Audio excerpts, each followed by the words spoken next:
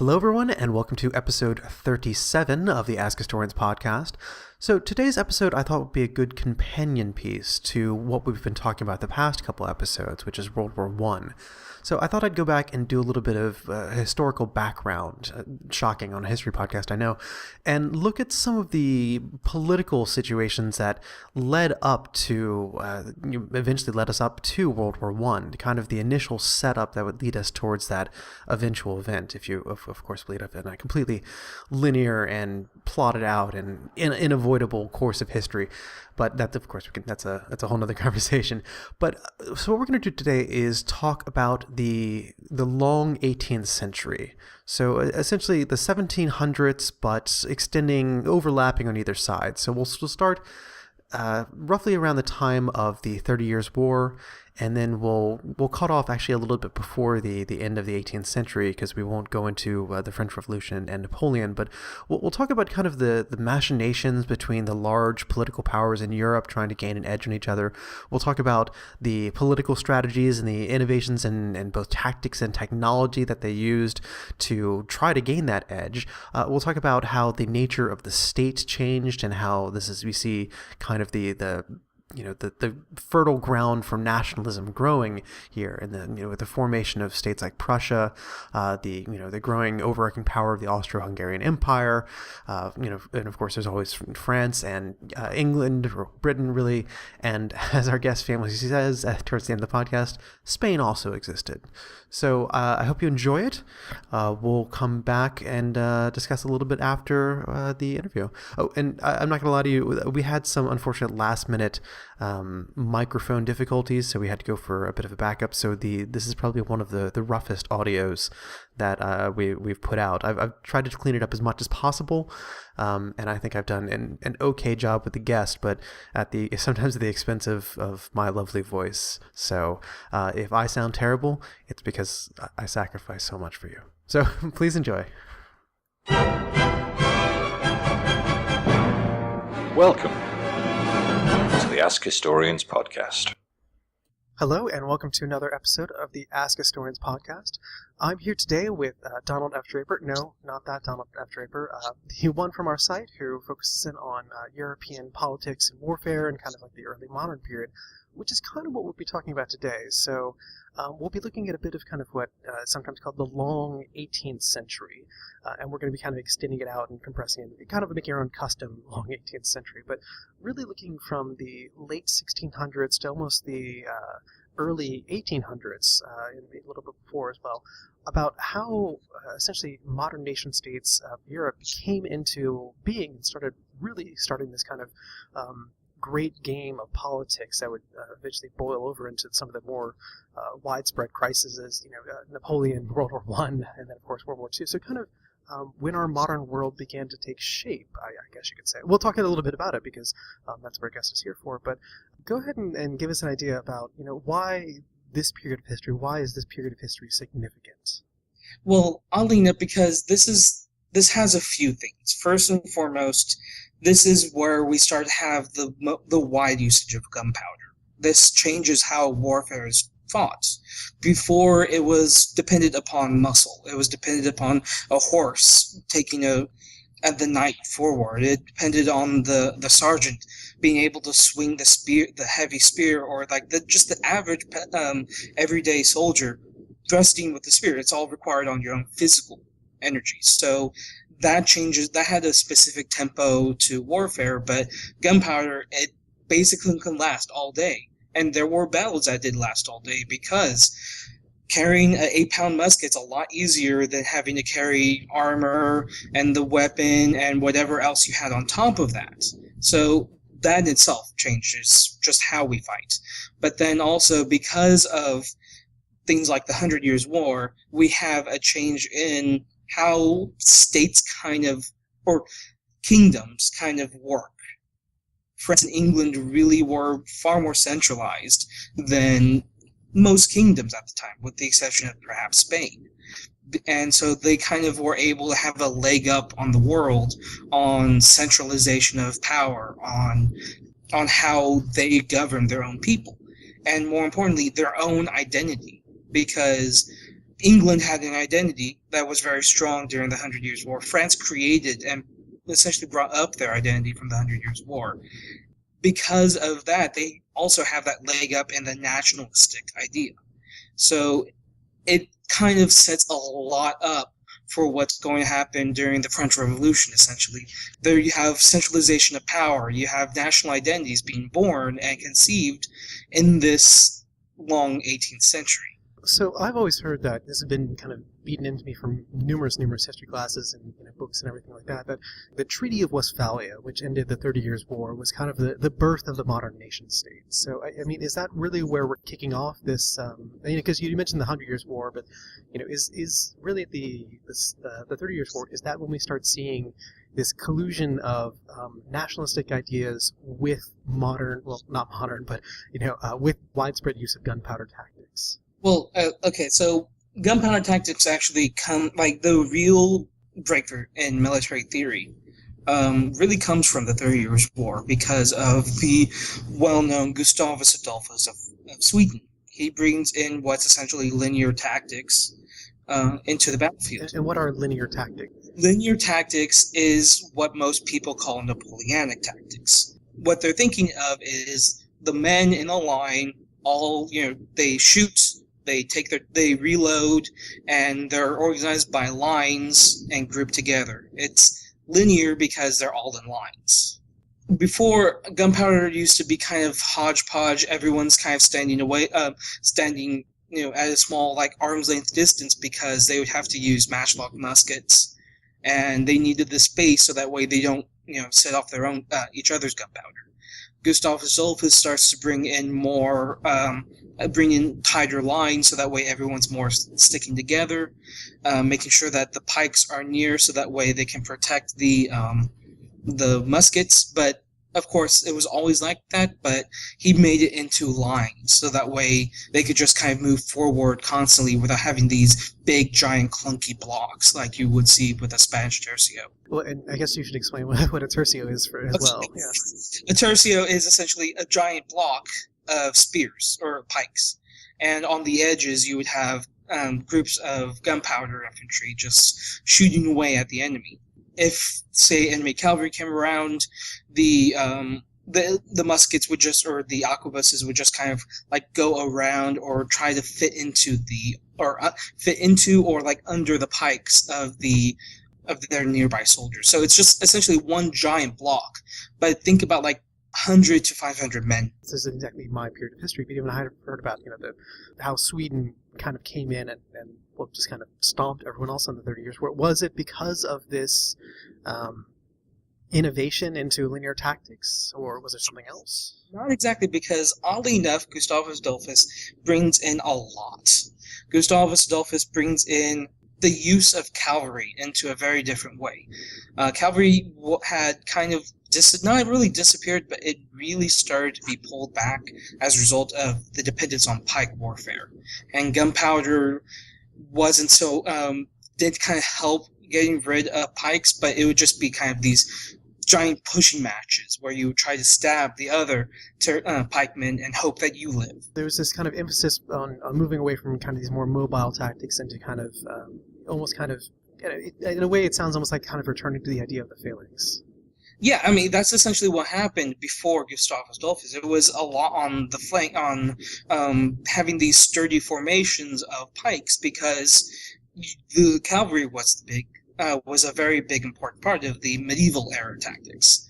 The pikes essentially negate that, and gunpowder wasn't widespread enough to actually put that much of a dent into it. But what really changed for Gustavus Adolphus was two things. Artillery was the most important for him. He was able to have smaller, lighter guns on the battlefield, so that way it could be used on a battalion level, so maybe 500 to 1,000 men. So that way they could help break up these tercios, these big blocks, with artillery. When the enemy was weak or ready to break, he himself would lead a cavalry charge, a very heavy cavalry charge, which was very unseen, very rarely used at the time period. But it seems like what we're saying here is that during the 30 Years' War, we see this evolution from these basically pike-based tactics into kind of linear gunpowder supported with artillery and cavalry to kind of mop up do the cleanup. Yes, and Gustavus Adolphus really kind of brings up what's called this, or what author called Russell Whiteley. He would call it the pursuit of decisive battle.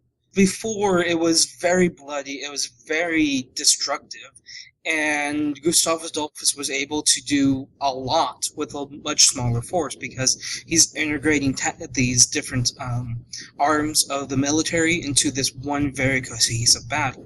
And honestly, it really isn't until Napoleon that you get these really decisive heavy cavalry engagements. At the same time that we're kind of, to segue here, at the same time that we're seeing the integration of military tactics and units, we're also seeing the integration of the states and the idea of nation states and formal boundaries as well. Oh yes, definitely.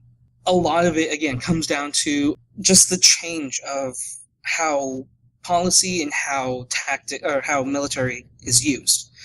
Military, it's kind of, before it was a response, but now with standing armies, with a government able to pay for it, centralized government making sure that taxes are collected so that way the military is paid for, you have a military that's a lot more capable. You have a military that's more professional throughout the time, or especially throughout this long 18th century. Famously, the 30 Years' War kind of broke up the Holy Roman Empire and left us with, eventually what would really be kind of unified under the Austrians and later, of course, by the Prussians. But, at the end of it, we still have these very large states. We have England, we have France, we have Spain. Are they all adopting these tactics, and what are their goals against each other? Well, the thing about France is really special. France is different. At the time, it was very divided along confessional lines. It was mainly, and I'm being very vague about this, mainly Catholic versus Protestant. That's why the Swedes come out of basically nowhere and destroy imperial forces during the 30 Years' War. But France goes on their own and says, we don't like the Habsburgs. France is very much interested in her own hegemonic influence. France doesn't like the Habsburgs, who control Spain and Austria, simply because they feel surrounded. There is the Spanish Netherlands, which at the time period also was going over a huge revolution, the 80 Years' War, and France was fighting Spain, simply because they're trying to take advantage of the imperial hot mess that's happening as a result of the 30 Years' War. England at the time period was just falling apart from the English Civil War. But, I mean, is this the point where we begin seeing, because of course we have this long-standing cross-channel rivalry between England and France, but, I mean, is this where kind of this starts coming to a head? Not exactly. It really starts to come to a head in the 1700s, the very early 1700s, mainly as a result of Britain starting to kind of grow. Before the English Civil War, it was a disaster. It stunted England for a few decades, and it isn't until the Glorious Revolution that we start to see a more resurgent England. And what is the Glorious Revolution for everyone? The Glorious Revolution is the replacement of the former Tudors with the the House of Oran. So, I mean, is this when we start seeing these kind of alliances against each other? Because, I mean, you said that France's idea is to kind of establish this hegemonic dominance. I've always heard that England, its idea is to keep essentially Europe in a kind of a point of balance, so that they don't have to worry about their own overseas holdings being threatened. What is the Habsburgs? What are the goals of the major players here? If we go to the 1750s, there are 6 or so major powers. To the east, you have Russia. Russia is concerned with domination over Poland, over the area of modern-day Georgia and Azerbaijan, the Caucasus. Russia's kind of expanding, but it's expanding in all directions. Russia's kind of focused on just punishing the Ottomans, on trying to expand at the expense of Ottoman power. The Ottomans, the other major power in that area, is concerned with survival. They're not really doing so well against the European militaries. Yes, they do manage to survive rather well against the Austrians, but they're not doing as well as Russia or Spain or France. They're just kind of holding. The Ottomans are interested in survival, but also they have their own they're trying to work on their own modernization at the same time. Of course, we'll come to this later. We have Prussia, which essentially exists to be a thorn in the side of Austria. And Austria, or the Austrian Habsburgs, are interested basically in Central Europe and Southeast Europe. And they're interested in this continuation of the, not really crusades, but the anti-Muslim expansion. They were really constantly always pushing against the Ottomans, who took over the Balkans, who pushed all the way to Vienna in 1683. So the century up until the French Revolution was just constantly one of slowly pushing back Ottoman influence and power. Of course, it doesn't always work. There's the mythical battle of Sabes, I believe it is, which I haven't been able to verify as a real battle, where the Austrians supposedly lost a battle to themselves. But that's, of course, a joke on Austrian ability at warfare. Then there is Spain, which is kind of also in a slumber. It's lost a lot of its major power. It's a minor Bourbon power after the War of Spanish Succession. So Spain really isn't a power. It still has colonial holdings, and it's still able to partake in some stuff, such as getting Louisiana from the French as a result of the 7 Years' War / French-Indian War. But really, the two major powers in the 18th century are going to be France and England / Britain. England is interested in trade. Britain is never really interested in continental land ownership or a single power coming into political or social dominance of Europe. France is the exact opposite. France wants that economic and cultural hegemony over Europe, mainly at the price of Austria. When do we really first see these major powers coming into conflict? Because we've had this evolution of tactics in the 30 Years' War. When do we see the major powers starting to deploy these against each other then? There's little instances. There is the 80 Years' War, which is ends nice and tidily with the 30 Years' War, which is where the Netherlands is able to essentially liberate themselves from the Habsburg influence, of course with French help. But they kind of start using linear tactics. You have Gustavus Adolphus bringing in linear tactics, and it really doesn't come up until the War of the Spanish Succession. You have a little bit of it during, say, like the Austrian resistance against the Ottoman invasion of 1683, and that's kind of where you see gunpowder weaponry become more practical versus muscle-focused weaponry. Tell us a little about the War of Spanish Succession then. Well, the War of Spanish Succession, basically the Spanish king dies. He dies, and there is a problem. He promises that it's going to go to the French, or a Spanish prince of Bourbon lineage, Charles. And as a result, it's basically squeezing out the Austrians. The Austrians, of course, put up their own contender to the throne. As a result, France backs the Bourbon claim, and that Austrian Habsburgs back their own claim. So it's kind of France and Austria, almost by proxy, waging kind of a war of succession, you might say, in Spain. I wish it was a proxy, but it was an outright war.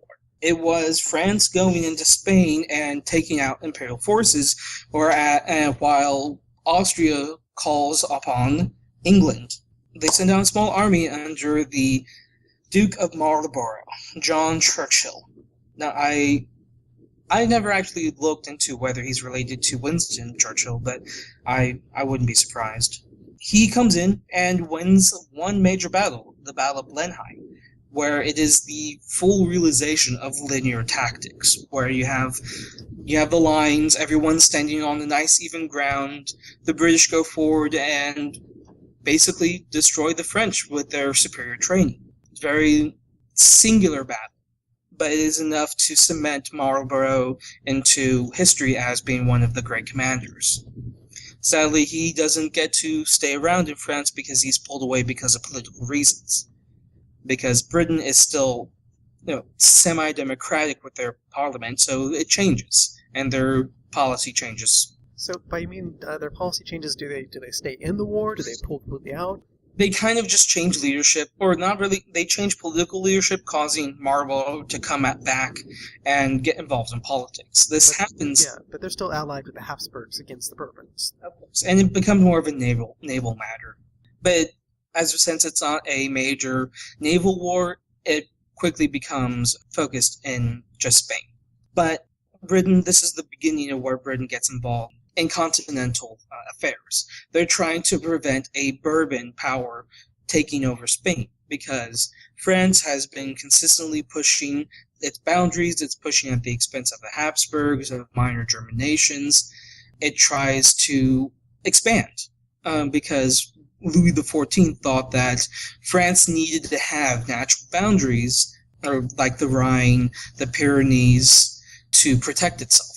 So he was waging war, a very costly war, that would later come up to bite France in the butt later in the century, because these wars would just keep on piling up economically.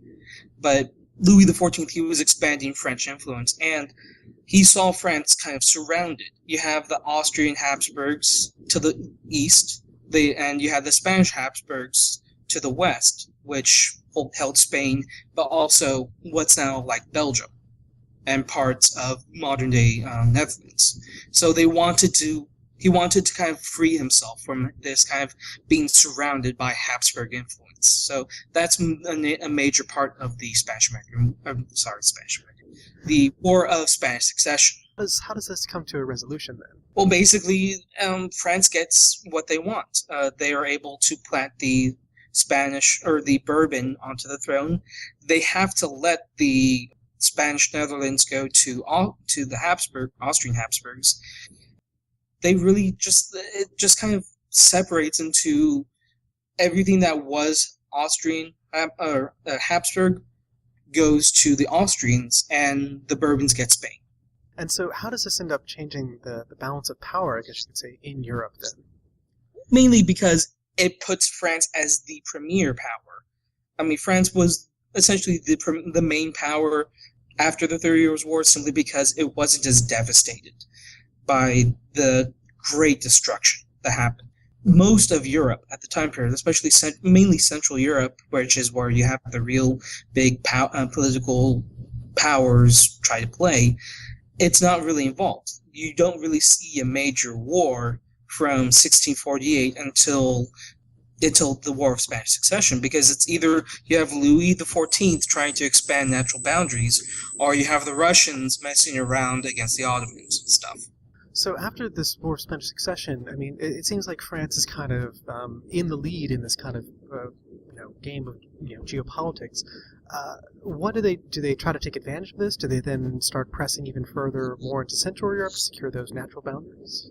Yeah, and Louis XIV does wage war trying to take the Netherlands, the Spanish or the Austrian Netherlands, and he tries to take the Netherlands themselves, the United Provinces, but fails because it's a different type of war. They're still using the dikes and everything to prevent French movement. So, in the end, it really doesn't go much further because he dies in 1714, and that's where Louis XV comes around, who isn't Louis XIV.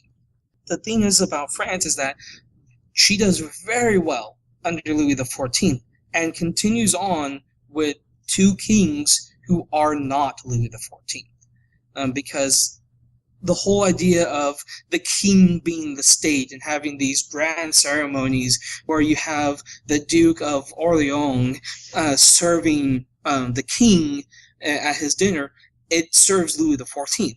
It doesn't serve well on Louis XV or XVI, who are just given these things. So it's the classic tale of the first generation earns it, and then the next few generations spend it. Yeah, and it's not really that they spend it; it's just more they themselves aren't able to live up to Louis XIV. Louis XVI was a kind and nice guy who didn't like how sterile and how cold the whole Louis XIV style court was set up. He was a more personal man. He was a more kindly man who wasn't up to having some random duke serve him dinner for the honor of serving him dinner. Yeah. So actually, there's a question kind of in the back of my head about the continuation of institutional policies, I guess you say, which seems like a good segue at this point. So at the same time, we're seeing these development of these new linear tactics, and this is the innovative thing at the time, I guess you could say. And you did mention that the English are very well trained, and you have really kind of these permanent standing armies coming about. Do we have the creation of kind of formal institutions for training officers and troops and soldiers in these new tactics? Not kind of. It's yes. It's maybe. Yeah. The thing is that it slowly just builds. You really don't see a lot of it until the the 1730s and 40s, when they start building colleges, like these training colleges. Simply, and most of it's really just to train the nobility how to fight, or the nobility how to command. It's not even that much, but most of them just served as high schools, really. Just with more military bent. So we're really just seeing kind of elite education in a way. And of course, I guess at this point, we're really still seeing kind of the nobility is still leading kind of, I guess what we'd call the officer corps. Oddly enough, at the early part of the 18th century, you had a lot more third estate members become officers and nobility. It isn't until the very end of the 18th century, before the Revolution, where the nobility starts to kind of get paranoid and fear rich merchants sending their sons to war college, because you needed to become an officer, you needed to have nobility, or you could get nobility from serving bravely in battle, or getting these number of awards, like the Order of St. Louis. But later on, it becomes more restrictive. You need to have 4 lines of nobility to even become an officer in the French army. So it starts off kind of restrictive, and then it gets even more restrictive. It seems like it would also be kind of informally restrictive as well, and the fact that, to go and serve as an officer in there, you might not have to be nobility, but to enable to get the connections and the training, you would have to have at least, as you'd say, you would have to be very rich. Yes, and you did have to be rich because you are paying for it. The state only covers if you're unable to pay for it, and these war colleges are very complicated because it's training military in theory, but it's more of like a liberal arts college. You're going to be reading the classics. You're going to be learning how to formal dining and dancing and stuff. And you're going to read in Latin and Greek and such. So it's have to be part of that noble education. Exactly, which is a major part of it anyway. So when do we start seeing then? We've seen this War of Spanish Succession. We've seen essentially this inertia that France gained kind of being blunted by the death of Louis XIV, who was really kind of this driving force behind it. But I guess what is the next big step that we see then? Well, the thing is that France doesn't initiate the next big step in either the change of political order or in military. It happens as a result of the War of Austrian Succession. The death of the Habsburg Emperor ends up resulting into what's called the pragmatic succession, where he says, okay, I'm going to have my daughter, Maria Theresa, become empress, with her husband as emperor, but it's basically going to be her, and she has to work around the politics of essentially being accepted. Yeah, as a female emperor, I guess you could say. And of course, there was challenges to this. It ended up becoming a very weird political drama where you had a minor German, I believe his name was Maximilian, who said, I'm the next in line because the family tree goes, so I'm next. And they eventually end up having to make war as a result of it. And because of this, you have very, very odd lines.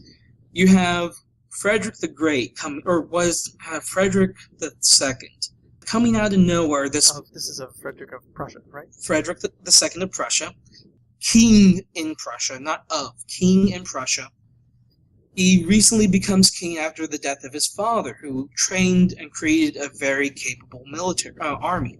Well, he comes out of nowhere, declares himself king of Prussia, because there's a very, very big difference between the two, and invades and creates a claim and invades the small strip of land called Silesia, which is very mineral rich. But at the same time, you have France coming in, bashing on the Habsburgs, because who doesn't like France bashing on the Habsburgs? You have England kind of just looking at this very weirdly and saying that this is going to be very interesting, and they kind of eventually get involved, but to a very small extent. And you have other entities like Piedmont coming in simply because they're not directly tied to the Habsburgs, but are looking to kind of gain a little bit of Habsburg land in Italy. So it seems like, with the War of the Spanish Succession, we saw kind of great powers vying to put themselves, Austria and France trying to put their own candidate on the throne. And then England being pulled in, Britain being pulled in as kind of a spoiler in that fight. It seems like with the Austrian succession, do we have a particular candidate that the other great powers are supporting, or is it just trying to take advantage of Austrian weakness? It basically is Austrian weakness. The other candidate, he really isn't as powerful militarily, but a lot of the powers claim to support him. France claims to support him, but the reality is that they're trying to just wail on Austria. Frederick claims to support him, but at the same time, he's taking away the land of the man who he's supporting. So that's clearly not a real support. And Piedmont kind of claims to support him, but he's also but Piedmont is looking to expand in Italy because they control Piedmont, Sardinia. They're looking to control northern Italy, which is very Habsburg. And so, do we see again an evolution of tactics? As this is taking place in what, the 1740s, I believe. Yeah, 1740. Yeah, so it's 100 years since Gustavus Adolphus came thundering out from Sweden. Have we seen changes and developments and evolution of tactics? Kind of. You start to see a lot more emphasis on. You have that true emphasis on just a linear infantry with only guns, or with muskets. With Marlborough, you have muskets, and they have primitive bayonets. They're not the perfect bayonets, but they basically have the idea of how it works and how linear tactics work. With the War of Austrian Succession, you start to see a lot more emphasis on, say, bayonet usage. You also start to see little instances of what you would see later on in the Napoleonic era, where you have light cavalry just kind of harassing the enemy. Frederick the Great, when he was moving into Silesia, trying to fight the Austrian army there, they were getting harassed by these Hungarians on these very small light ponies, or horses. We would call them hussars. They're dressed in these very gaudy uniforms, very bright, very distinctive uniforms, very fast, very much focused on harassing an enemy body. And how would this harassment work? I mean, were these hussars mounted with their own gunpowder weaponry, or were they doing lance charges? What was the Lances by now are kind of just a Polish thing. You really don't see lance warfare until the Napoleonic era, ironically. But they would have sabers. Light cavalry normally had sabers because ideally they would focus on getting soldiers away from the main body. So if a soldier's going out to get some wood, he might he might die because you might have a couple of hussars just ride in, slash his head off, and then ride off. So we're talking about kind of ambush, hit and run tactics. Yeah, and they would have carbines, shorter versions of the regular musket, but that's mainly used on a grander, like bigger battlefield type thing. They could use it on horseback, but. And you also mentioned that there'd be more use of bayonets. So, I mean, how are the bayonets being used at this point? Basically, it's the bayonet charge. You start to get focused on bayonet attacks. It's not so much of a real focus, like this is what we're working toward, but a bayonet is more sturdy. The bayonets are more sturdy on the musket. They could be used as actual spears now. You don't have to worry about taking it out of a barrel like you might have like a plug bayonet, or they're not as weaker as, say, ring bayonets or other variations. These are what we call the socket bayonet, where it fits over the barrel and there's a little lock that kind of locks, or where you can lock the bayonet. So it's a lot more sturdy, and you're a lot more able to stab. But also you'd have a lot more focus on just getting closer, and just the chance of getting closer means you're going to either do one of two things: bayonet charge, or you're going to do a volley that's going to be more destructive because you're going to be close to the enemy. So the real innovations, quote unquote, are just little small things. So is this when we start seeing the idea of muskets with bayonets as basically being a combined, a musket, but also working basically as a pike as well? It's always kind of been there when with the bayonets, but it's a lot more capable. Because, like I said, the mechanism to hold the bayonet is a lot more sturdy. What kind of guns are they using at this point? We've been saying, muskets, but what kind of muskets are they using? What's the kind of rate of fire that we're expecting here? What's the accuracy? When it comes to muskets, especially in the 18th century, from about 1700 to 1820, you're going to be using the same generic musket, which is the flintlock. It really doesn't change over 120, 150 years, actually. It isn't until you get percussion caps that you see a big progression in military technology, or at least individual military technology, because at the time you have two rough ideas. You have the musket, which is the generic barrel. You have the rolled barrel, which is able to shoot a ball. And then you have a rifle, which is, the rifling, but it's a lot more difficult, and I'll get to that in a bit. But the musket, it is a standard firearm for all militaries. Roughly 5 to 6 feet long, longer with the bayonet depending on what nation you are. It could be longer or shorter for both the musket and the bayonet. It's going to be firing a lead ball, depending on the nation. France used 69 caliber bullet, so 0.69 inches is the diameter. Britain used a 71, so it's slightly larger.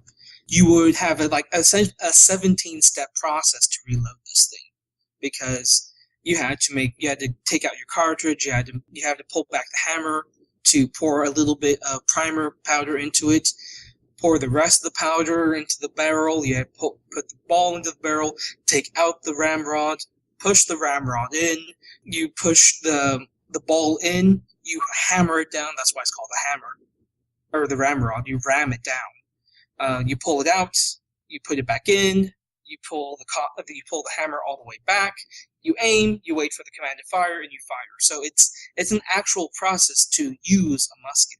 Yeah. So what is the rate of fire here? Because it sounds like quite an involved process. 2 to 3 shots a minute. Realistically, 2, 3 if you're going to be someone that's well trained, like the British or the Prussians. Bring us so we've established the tactics. Bring us kind of to the resolution of the Austrian succession, because I'm sure most people are familiar with, Maria Theresa is pretty well known, I guess you could say. So yeah. It seems like she comes out on top, but tell us the aftermath there.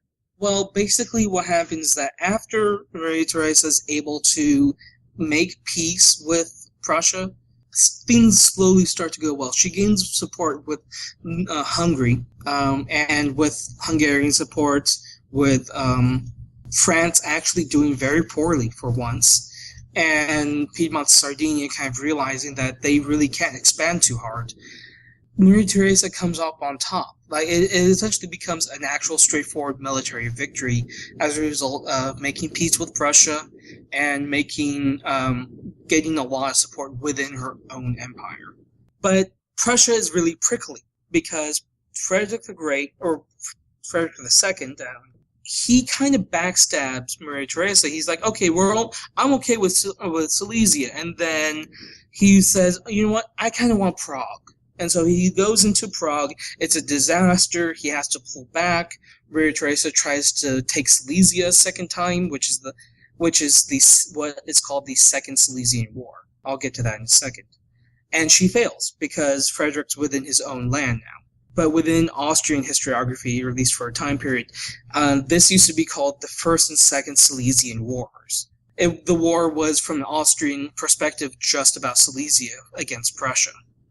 So it just kind of ends up with Austria able to effectively push away from the enemies that are trying to nibble away at her.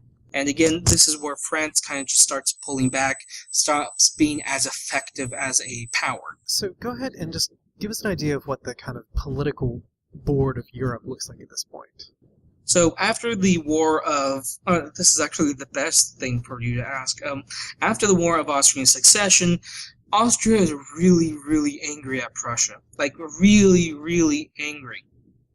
So we get something called the Diplomatic Revolution, because Austria really doesn't like Prussia. But with Prussia kind of becoming a major power in both military and politics, controlling kind of the Frederick tries to say that he's looking out for German interests in the Holy Roman Empire.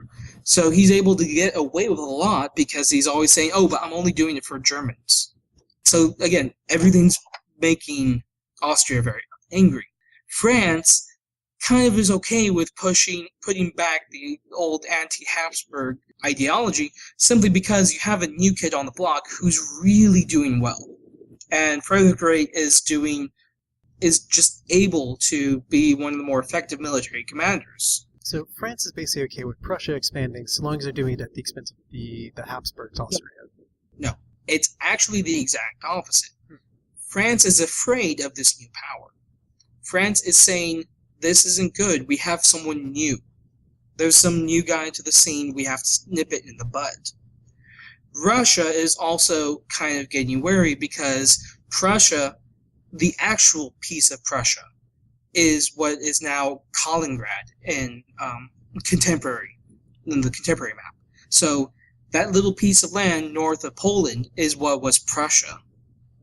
So they don't like that the new major power is right next to Russia. And so there's this thing where the diplomatic revolution, where the three powers, France, Austria, and Russia, are kind of banding together in a semi-defensive pact saying, if something happens, we're going to wail on Prussia. So this kind of brings me to my next question, which is, how were these arrangements being formed? Were these formal diplomatic arrangements, or were these kind of more personal agreements between the rulers and governments of these nations? This is kind of also another thing about the 18th century, is that you really don't have proper states. You essentially have dynasties. You have this dynastic politics. It's more of agreement. You really don't have the same. Treaties are mainly meant for the end of wars, not really for working together after the war, because it's mainly just agreements with rulers. You have Louis XV kind of saying, okay, we're going to get in, and supposedly Frederick makes fun of the Madame de Pompadour, which is why he kind of gets angry about it. Again, also supposedly he makes fun of Elizabeth, but Elizabeth, Queen of Russia, or the Tsarina of Russia at the time period, Elizabeth is kind of unsure of this new power, especially with Prussia right near, and Prussia is always going to be interested in taking advantage of Poland and Lithuania, who's basically the sick kid on the block. At the same time, you have Great Britain, who's claiming one of two things. One, they don't want France, Austria, and Russia teaming up. That's kind of an unholy alliance, because you have the major power of each major section of Europe, France being Western Europe, Austria being Central Europe, and Russia being Eastern Europe, being able to say, we're going to go, we're working together. And with that, Britain has the major problem of possible enemies teaming up with each other, because Britain is interested in one thing: money. So, at the same time, Britain is also claiming, we're going to help our German brother, Prussia, because they are Hanover. They still own Hanover at the time. So there is a little bit of kind of dynastic connection in a way. Yeah, and then there's the dynastic connections. So we have this kind of Anglo-Prussian alliance kind of coming together, I guess you could say. But I mean, at the same time, to look outside of Europe, we're also seeing colonial expansion this time. So does that factor into how these relations are being seen in Europe? Not exactly, but at the same time, kind of. Dynastic warfare at the time period, and especially the results of them, is about moving the little pieces of land that they can. So with the War of Austrian Succession, we see Silesia go into Prussian hands. But later on in the war, the 7 Years' War, we see the Louisiana territory go from France to Spain. Oddly enough, Spain sided with Britain at the time period. The colonies are both a part of this, but at the same time, a victim of it. It seems like the main focus is basically to undermine the I guess you could say, the power base in Europe in order to pressure the loss of colonies abroad, I guess, if that makes sense. Yeah, it does. Bring us up to the 7 Years' War, because you mentioned it. It seems like that's the next big conflict where these kind of, all these powers kind of warily eyeing each other comes to a head. Yes. Oddly enough, it starts in America. George Washington goes to try to take a French fort. It's, the whole American story. We start this war, oddly enough, or we as Americans. I assume you're American. Yeah. Well, I mean, at this point, Americans are British at this point, yeah. Right? This is George Washington in the British colonial army. Colonial militia. It's not even the Brit. He's barely a militia commander. So, yeah, it kind of starts an international incident. Austria has been eyeing Prussia for Silesia, so Austria continues into what is called the Third Silesian War. So Austria is still fighting to get that piece of land back. So because of this, all the major powers start getting involved. England's already fighting France, Britain at this time period now. Britain is starting to support Prussia. Prussia has to fight the war basically on its own on the main continent. Britain doesn't send anything but money, which is actually very important for Prussia. Russia gets pulled in because Russia's trying to stomp down on Frederick. And the war kind of goes very poorly for Frederick most of the time. He's barely surviving. He's eking by. He's having to go from one battle to another, having to go across the Brandenburg region just to get from one place to another to fight the next army. It's very rough. He even contemplates suicide because it is a very difficult position for Prussia, who's being ganged up on by 3 armies. Yeah, so it seems like the 7 Years' War started because of a bit of a, I guess you'd say, colonial kerfuffle between Britain and France, and then Austria took that as a kind of a chance to get back their lost land from Prussia. Yes. And then Russia decided, well, if we're all ganging up on Prussia now, I might as well join in as well. Kind of, yeah. Yeah. Okay.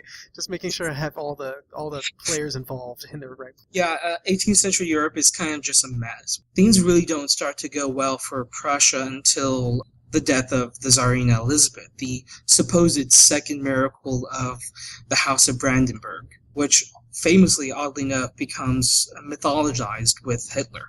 That's jumping a little ahead.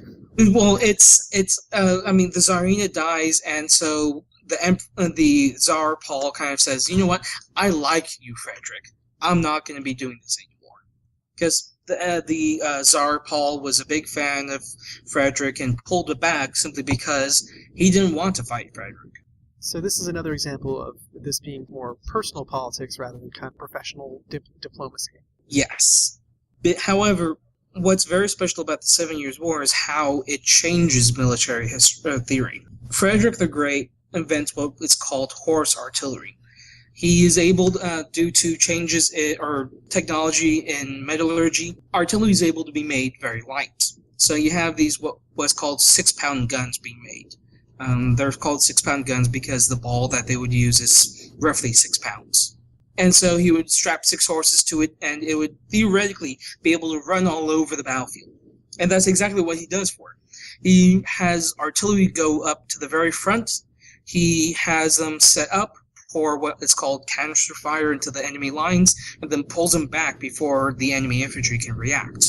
This canister fire, it's basically what we'd call, or basically what we would see as a shotgun. You're turning the artillery gun into a shotgun, because you'd have this little canister, like this tin canister, fill it up with lead balls, with musket balls essentially. Put a charge and then shoot out, and it has a range of like 200 meters. So it has a greater range than a musket, which is roughly 80 to 100. So he's able to use this kind of to thin out the enemy. Yeah, and the enemy at this point, well, I guess the infantry on both sides, I guess, are still shoulder to shoulder lines of men. And it's still absolutely needs to be like that, because this line infantry, they're firing by volume, or they're doing accuracy by volume. You can't be accurate with a musket. It's impossible to be accurate past 40 meters even. I mean, sometimes you could be just a couple of feet away and still miss them because musket balls. And there's this thing called windage, which is the amount of space between the ball and the edge of the barrel. So you have this little tiny space where the ball can kind of shudder between the musket barrel and just go any direction. Tell us how this kind of mobile artillery starts to the mobile artillery, I guess the withdrawal of Russia. Tell us how that comes to change the flow of the war for Prussia. Does one of two things. One, this mobile artillery, it's one of the reasons why Frederick is able to survive. He's facing armies that are almost his size or even slightly larger. He's having to fight battles in constantly, weeks. Like you go from a couple of weeks a battle to another battle in another couple of weeks. He's constantly having to move to meet an army. And so, of course, it's very draining on him. But it's what's that mobile artillery in combination with something else I haven't been able to get to is able to keep him around. Well, let's get to that other thing right now then. It's called light infantry. A truly innovative thing. Light infantry is a rough idea that you have infantry who are meant to do a small series of different things than the standard line infantry. Line infantry, they're going to be marching at a very precise step, they're going to be moving in a line, and they're supposed to be firing, ideally, together and precisely. Light infantry is more meant on mobility, it's more focused on what's called open order tactics. So, in theory, they could spread out. They didn't have to be in that line, and they would fire at will. The main British forces during the American Revolution are light infantry because they're better off on areas that are hard to get through. And Frederick is able to use this with horse artillery, very more mobile artillery, to essentially become to survive essentially. Because I wouldn't even say he's winning, he's just surviving. So these more spread out, I mean, because I know we kind of mentioned it earlier, but with muskets and their hard limit on accuracy, I mean, do we start to see the introduction of widespread use of rifles at this point then, with these more spread out light infantry? No. Okay. No. Even in the American Revolution, rifles are not very common. Rifles are very difficult for a variety of reasons. First and foremost, they're temperamental. The act of actually firing a ball strips away at the barrel. So you have to have it redone every few hundred rounds or so. Like you'd have to have the rifling redone, Second, the actual method of reloading a rifle makes it unfeasible on the battlefield. A musket, 2 to 3 shots every minute. A rifle, a shot maybe every minute and a half to 2. Because to reload a rifle, you have to get the ball, and then you have to get a little piece of cloth, so that way you can kind of wrap it around the ball. And then you get the ramrod, and you're shoving it into the barrel end. So you're trying to make a very tight fit onto something that's not really supposed to go in there. And you're just shoving it in, going all the way in, as deep, all the way to the bottom. So it's very hard to actually do it very quickly because you're having a lot of resistance. That ball in a musket just falls right in. The only thing that you're doing with the ramrod is compacting it into the gunpowder. The actual rifle, you're just shoving it in. And the barrel itself is giving resistance. Yeah, the barrel itself is the resistance. So it itself is making it impossible to actually fire very rapidly. Bring us to the conclusion of the 7 Years' War, or the Third War of Silesia, and tell us how that changed the kind of political landscape of Europe. Well, first, you have Russia out of this alliance. Paul eventually gets killed, and it gets to Catherine the Great, who gets to know Frederick the Great because she's a German. She's of German descent, and she is on friendly terms with Frederick. She writes to him in French. They become friends, and that knocks Russia out. In Austria, it just kind of ends up being, oh, well, we kind of lost. We can't do anything else. And with the death of Maria Theresa, you get Joseph II, who's more focused on internal reform and on modernization of Austria. And finally, in France, you just have Louis XV kind of accepting that he is not his grandfather. He dies, he puts Louis XVI in his succession, who is also his grandson, and and he's just accepting that. So it seems like this kind of, especially over in Eastern and Central Europe, it seems like the war just kind of peters out a little bit. We do think this as being kind of a pivotal moment in European history. So, what is that pivot then? What does this set up? There's a lot of things it sets up. First and foremost, the friendship between Russia and Prussia ends up having them look at Poland and Lithuania and saying, you know what? There's this nice kid. He's not doing anything. Let's take him in. And they start just chipping away at land in Poland and Lithuania. This is the partition of Poland, yes. The first and second partition of Poland are just Russia. The third partition is where you get Austria getting involved, because guess who else looked up to Frederick the Great? Joseph II. As a result, kind of Frederick doing well, he's surviving, he's supposedly this enlightened monarch. He's able to essentially inspire the youth of the nobility of Europe. Kind of saying, this is a man we can look to for enlightened ruler, to be a better ruler.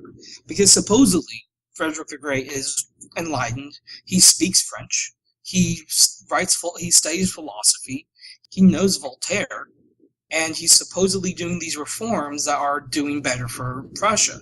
So the nobility of Europe kind of look at Frederick and say, he's kind of a successful ruler. Let's start copying him. Joseph II starts trying to bring civil service reform. He lightens up on censorship within Vienna to the point that you can say anything in Vienna without being persecuted. Well, according to Joseph II, he does it only because the only way a Viennese can be happy is when they complain. But all of Europe is just looking to Frederick as this great, enlightened leader. The only ones that really don't is France. And France is and with Louis XVI, he's just kind of looking at Britain and saying, well, we need whatever. He can't do anything. He's not Louis XIV. He wants to be happy, and he's not a happy man. Yeah, and at this point, I think the story of France's point is that it also, throughout all these wars, had been accumulating large amounts of debt in a way. Terrible amounts of debt.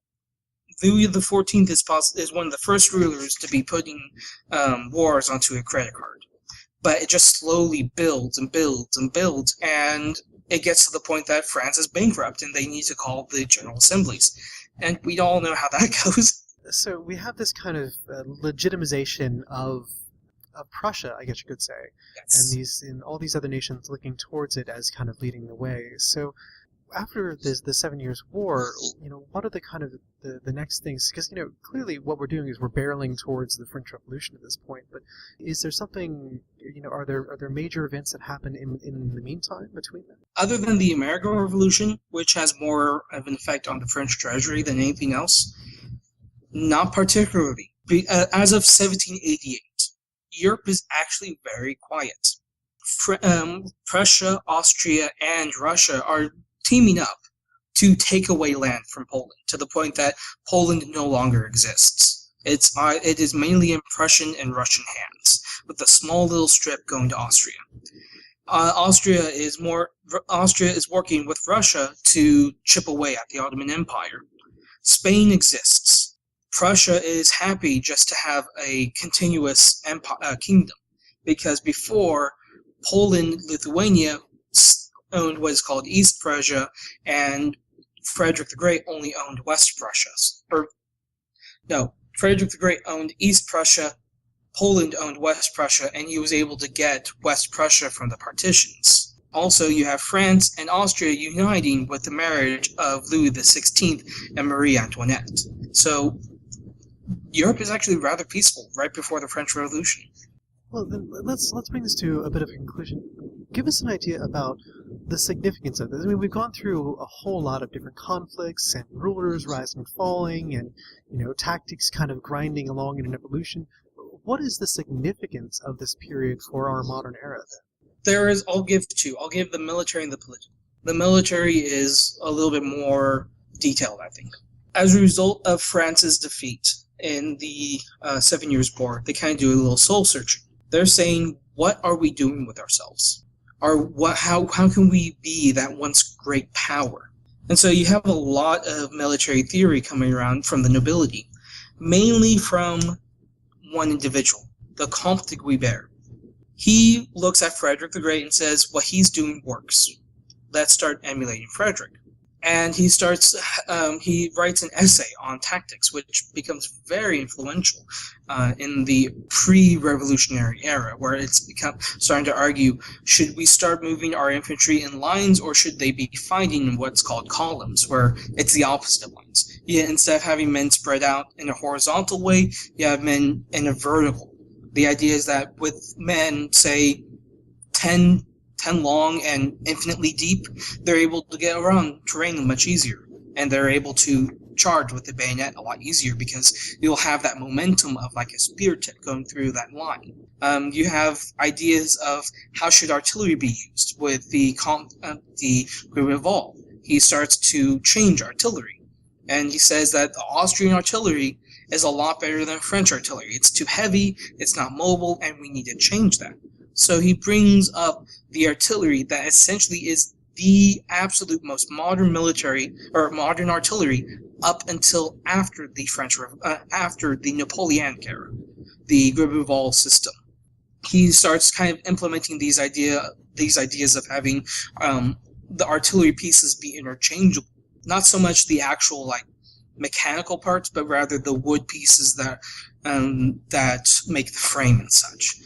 And you have debate of the Valier system, which is the old system, which is more powerful and heavier, versus the lighter Revolve, how they're supposed to be used, how is artillery supposed to work with infantry, and all of this kind of just comes together in this one man, this one Corsican man, who studies artillery under one of the followers of Gribeauval, the Comte de Tilde, who's kind of advocating for the use of artillery as an aggressive weapon, using combined arms.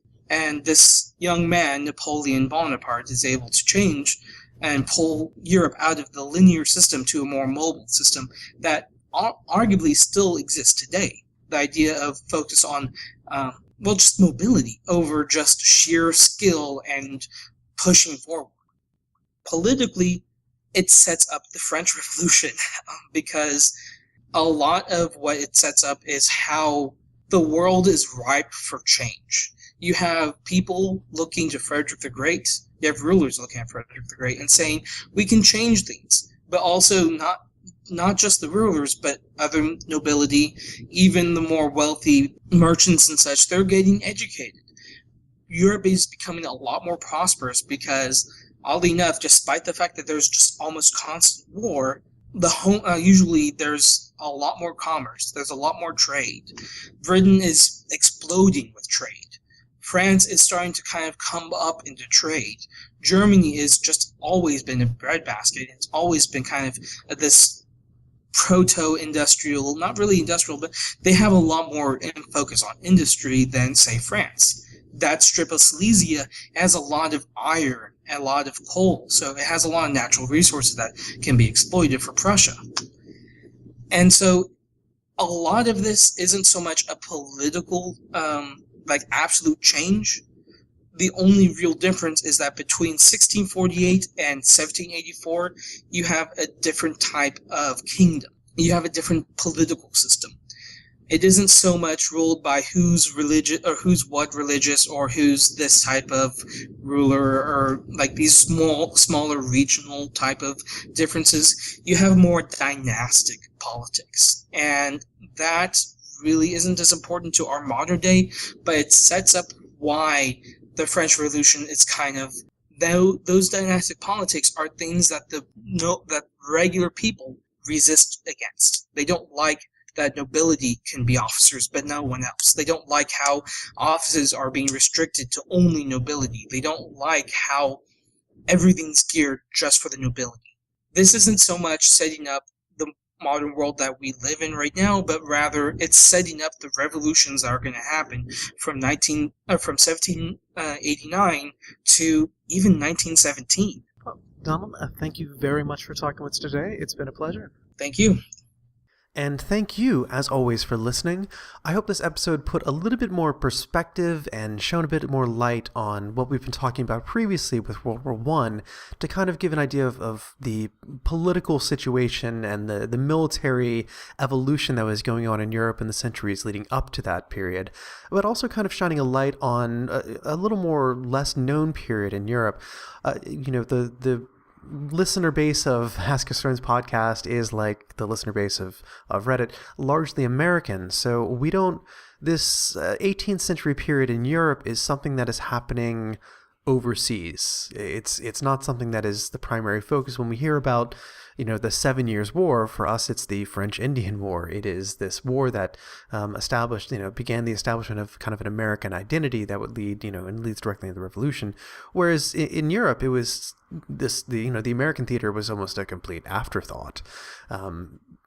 Regardless of the kerfuffle, as I put it, that helped to spark that conflict.